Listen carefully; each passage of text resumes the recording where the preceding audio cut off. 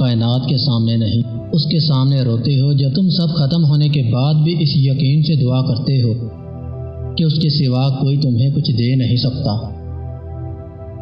جن راستوں سے اللہ تمہیں گزار رہا ہے، ممکن ہے ان کا آخری کنارہ معجزوں سے مل جائے۔ جس کے نصیب میں سجدہ تہجد لکھ دیا گیا، اس کے نصیب میں خدا لکھ دیا گیا۔ جب تم سجدے پر سجدے کرتے ہو، جب تم سانس لیے بغیر بے ساختہ اس کا نام پکارنے لگتے ہو، تب وہ تمہیں دیکھ کر مسکراتا ہے۔ تم سجدوں تک خود نہیں جاتے، بلکہ تہجد کو تم تک لایا جاتا ہے۔ تم سجدوں کو نہیں چنتے، بلکہ تمہیں سجدوں کے لیے چنا جاتا ہے۔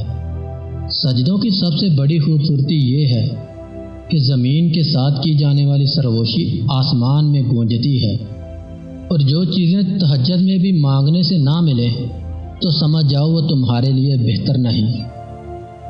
مجھے کسی سے کوئی گلہ نہیں، اے اللہ مجھے اس قابل بنا کہ مجھ سے کوئی گلہ نہ ہو۔ تمہیں کیا لگتا ہے جو دعائیں تم تہجد میں مانگتے ہو وہ قبول نہیں ہوں گی؟ کبھی کبھی بہت پہلے مانگی گئی دعا بھی قبول ہو جاتی ہے۔ جب وہ قبول ہوتی ہے تو ہم بے ساختہ کہتے ہیں، تجھے یاد تھا ایک دن تم ان دعاؤں پر بھی یہی الفاظ کہو گے جو تم اب مانگتے ہو۔ کن فرمانا مشکل کام تھوڑی نہ ہے۔ اللہ جب کن فرماتا ہے تو بس ہو جاتا ہے اور چیز وجود پا جاتی ہے۔